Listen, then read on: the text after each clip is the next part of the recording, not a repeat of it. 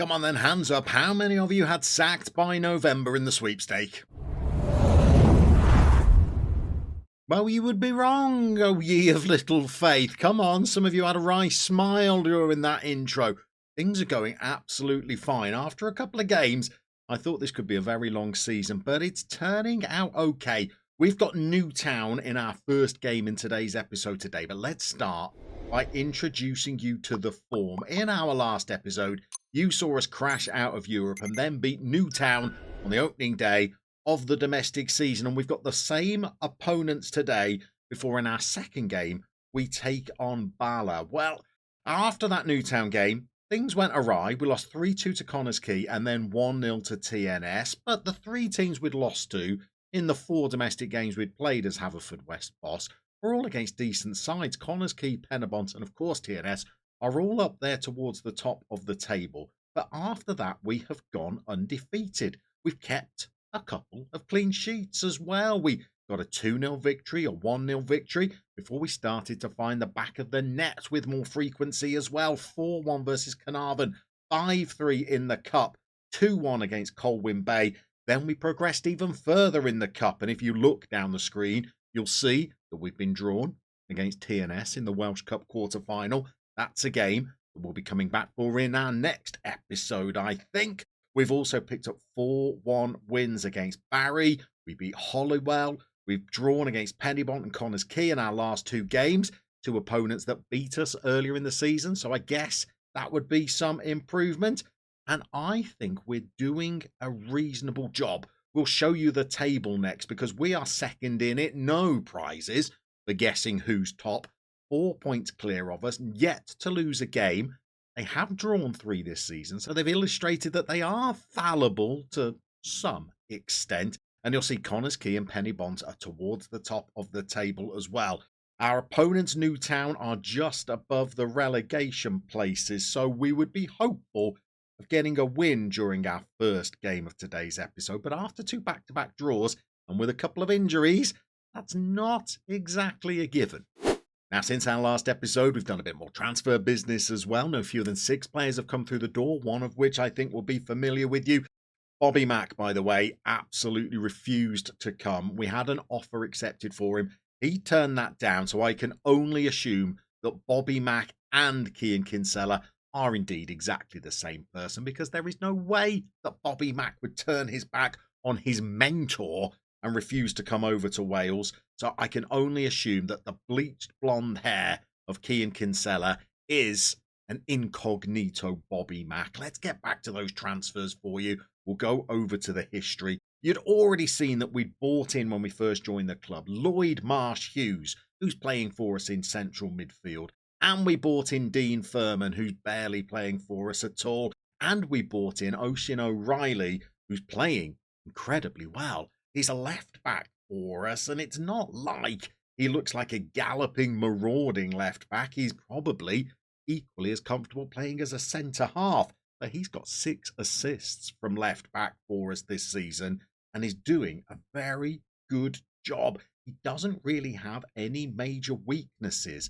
I've been told down in the comments that 9 is a decent level for the Welsh Premier Division, so Oisin O'Reilly ticks a lot of those boxes and is playing incredibly well. But to back those 3 up, we went back to Moyola Park and we bought Elliot McKim. He was only too happy to discuss terms, £65 a week.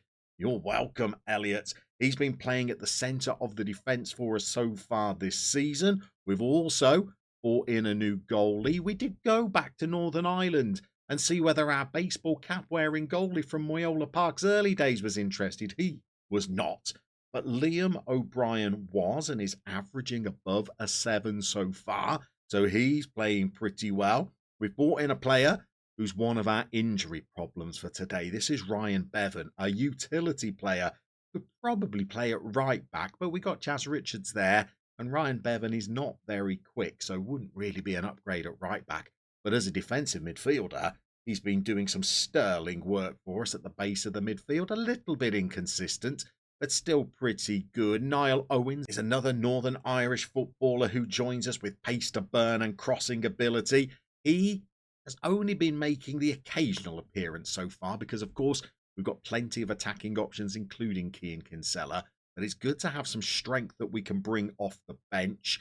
Because Taylor Crossdale has been injured, we've been giving some games to Udoyan Akpan, who has got 3 goals in 4 starts and 6 substitute appearances. And he is another very quick player with dribbling and first touch that's not too shabby either. And the finishing is not so bad, even if the composure is a little low. And he is going to be playing a striker for us today because the very valuable Taylor Crossdale has picked up an injury. And then we've brought in a lone player from Wolves, Hayden Carson. We're actually paying his full wages. And I brought him in because I was starting to panic a little about our defensive cover. And he looked pretty strong physically, not in terms of his strength, but strong in the other aspects, you will understand. And he can play as a left back and he can play as a centre half. Probably, if I could go back in time, I wouldn't spend the £400 bringing this player in. I might have exercised a little bit more restraint and just hope that we could muddle through with the squad that we'd assembled. I got a little bit narky with the scouts. I didn't think that they were finding players that were of the requisite quality for us to be able to challenge, but I think maybe I'd overestimated how good these players needed to be for us to be a competitive force in the Welsh Premier Division. I was waiting for them to find players who were 11s and 12s across the board because they found a couple of players like that in the early days and we were outbid on them. And I was waiting for them to find more players of that ilk. They haven't.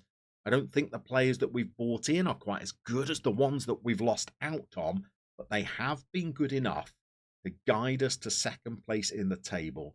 And today we're going to get out there and face Newtown, but we're going to have to make a little bit of an adjustment to our front three. So Dan Hawkins, Justin to his friends. Turns out Dan Hawkins is also in the darkness.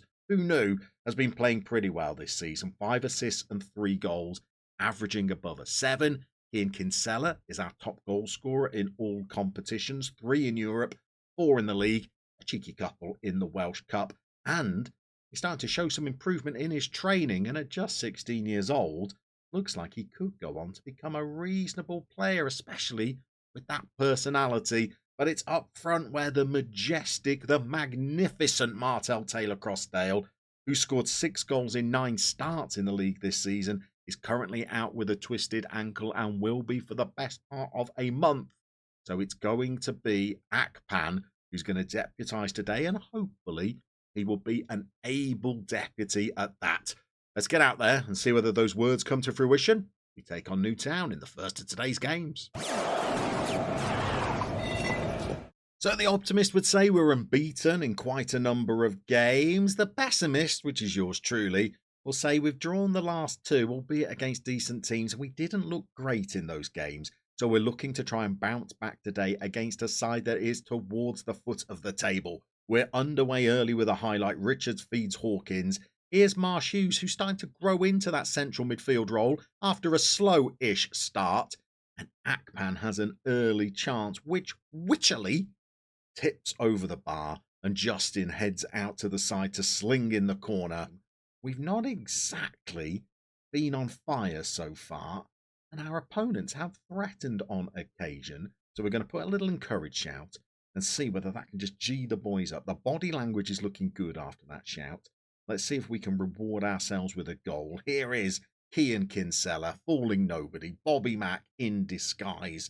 Carson feeds Patton out to Kinsella. He's got 3 men around him. That doesn't normally matter with the boy. But he feeds it back to a centre-half who just kicks it through to their goal. Here he is. The Witch launches it forward. We need a winner on that. Carson has won it. The on-loan player from Wolves playing at centre-half for us today, bringing some much-needed pace into our defensive back line. Akpan, Marsh Hughes, and here is the other Akpan. And finally, we make a breakthrough, and it's Marsh Hughes that has fed him. I did say, growing into that central midfield role. Took a bit of time to adapt to it to begin with.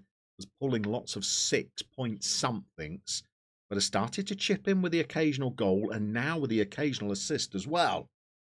And Akpan proves that perhaps he is a more than capable deputy for Taylor Crossdale, as he uses that pace to breach the defensive line and fires in from just outside the edge of the area and hopefully will send us into the break with a goal advantage. You never know. It could get even better as we thump a header forward. Their defence decide to let it run behind them. Now the ball's moved out to Cole on the right. We need to tackle and try and break here, and we've done just that. And here's the man you want on the counter. It's Justin Hawkins. He believes in a thing called gloves, and he sends the ball into the box. On Kinsella, he is so dangerous coming in at that far post on that occasion. He is denied by the woodwork, but that is a decent first half. Feel like we need a second goal just to get us over the line in this game, as we have drawn the previous two. One other little issue that we still have ticking away in the background to bring to your attention is the Dan Hawkins contract situation. He shows no intention of wanting to sign a new one, and he is our best player. And Taylor Crossdale has also already said that he's going to be considering his options at the end of his contract. And in my experience, when they are considering their options, staying with you never seems to be one of the things that they're considering. Again, let me know down in the comments, have you ever had a player that has stated that they're going to be considering their options at the end of their contract and then has a change of heart and decides that they will sign a new one with you?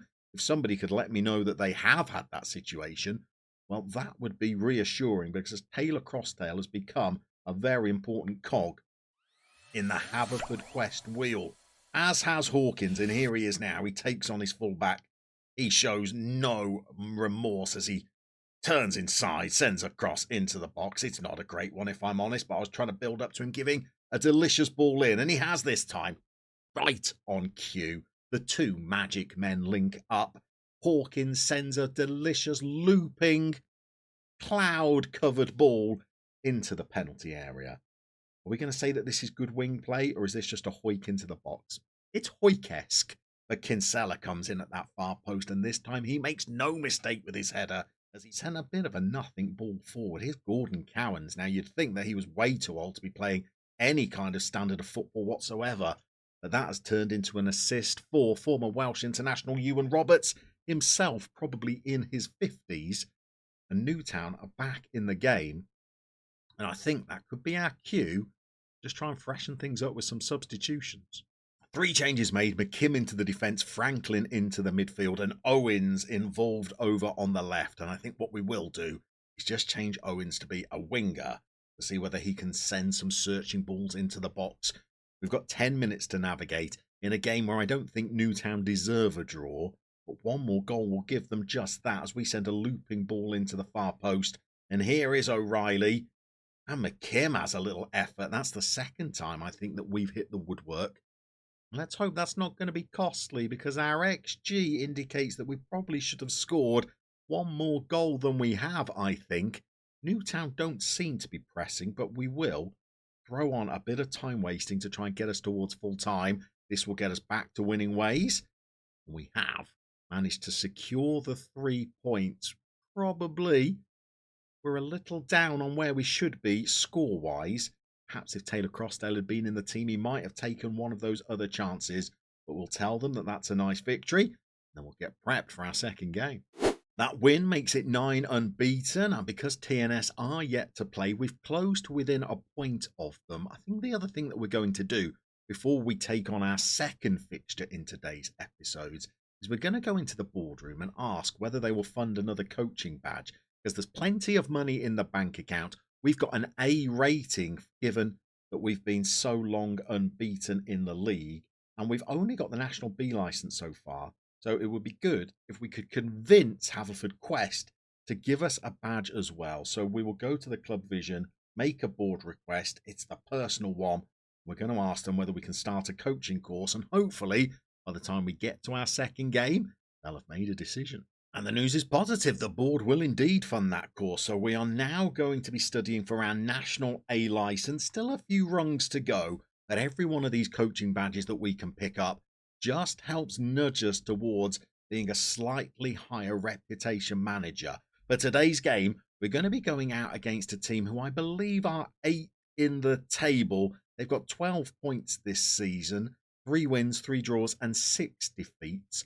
hopefully we'll be able to make it back-to-back wins in today's episode. Taylor Crossdale is still out injured, as is young Bevan, not even fit enough to make the bench, really. So we're going to be going out there with an unchanged lineup. I think we're going to need to be a little bit more clinical today, but if we can score the goals, I think our defence will be able to keep enough out at the other end that we can defeat today's opponents. And then we're just keeping the pressure, as tame as that pressure might be, on TNS at the top of the table. We are now unbeaten in quite a long time. We've ended that run of draws with the win in the last game. Embarrassingly, we're wearing the same outfit as the opposition coach. Really, I should have checked my emails to say that I should be in my away tracksuit. But we are underway once more, and we would like to see our attacking three perform as well as they have done recently and get us the goals that should mean that we can just close that gap at the top of the table once more. Been a very slow start to this game, though. 20 minutes and we've done absolutely nothing. And as the home side, you would have hoped that we would have made a bit more of an impression by now. We're now at the half-hour mark. Some shots have come. It's not like they have elicited a highlight. And Kean Kinsella's on a 6.4 and Akpan is on a 6.5. Even Justin Hawkins is not hitting his usual high notes in this afternoon's game. And that, my friends, is an incredibly drab and slightly worrying first 45. I actually decided to ring the changes at half-time. I'm bringing Owens on for Kean Kinsella on the wing. And we had two booked players in central midfield, so I brought Franklin on for Kyle Patton. And I've also just changed Owens to being a winger rather than an inside forward. And I've asked Hawkins to attack rather than support in the hope that that might liven us up a little. We're going to shout demand more. We've now had 4 shots. And we finally got the first highlight of the game as Mike Newell sends it to Scott Brown. We've managed to rob it in the centre of midfield. Here is Akpan. Here's the on-rushing Marsh Hughes.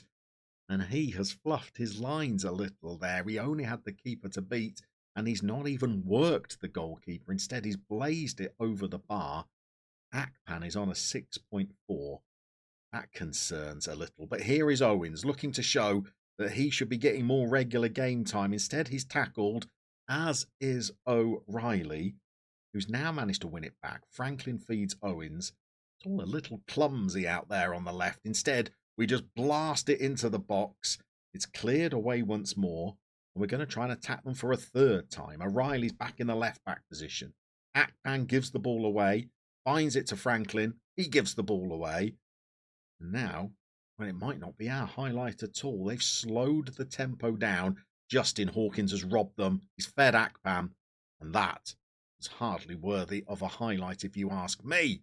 So in a bid to try and win this game, we're going to make another little change. Akpan has been disappointing. We're dragging him off with a 6.4 rating. We're going to move Marsh Hughes up front. Let's be honest, he's not been that much more impressive himself with a 6.7. We're going to bring on the ever-disappointing Dean Furman, whose average rating, albeit mainly from the substitute bench, is below 6.5 this season. We've changed him from being a central midfielder on attack, because I'm not sure he has the legs for that, to being an advanced playmaker instead. Can he craft a chance inside the closing 15 minutes? We are going to demand more. We might not need that shout because we've got a highlight here. Richards, I'm not sure that ball was intended for him, but he's made something of it. There is Furman and Marsh Hughes now up front, and Hawkins, who has been clipped, allegedly, and we've missed a lot of penalties this season. This should be Marsh Hughes. Finally, he takes advantage of a penalty because we'd missed the last 3 in a row. This boy has got very good penalty-taking attributes. You wouldn't know it from the last one that he took. It's a very tame effort. This time, he sends Logan sprawling as he thumps it down the middle of the goal. And we've managed to get our first goal of the game. We might even have to settle for a 1-goal victory, as Tabone has a little header at the near post that Logan plucks out of the air. Thought he might go on a little run there, Logan, but that didn't happen. We've got an XG of 1.8 again and only 1 goal to show for it, but we managed to pick up the 3 points even though we weren't at our best. So the table is looking good. We're 4 points behind TNS, but 4 points ahead of Penny Bond. So in the chase for European football, we're doing our bit so far. We're going to go away and play another batch of games once more. We're going to come back, I think, for this TNS Welsh Cup quarter-final game before the league splits in two. And I think the top half go off and play each other another one, potentially even 2 times. So we'll see where exactly we are in the league when we come back for that next part of the West.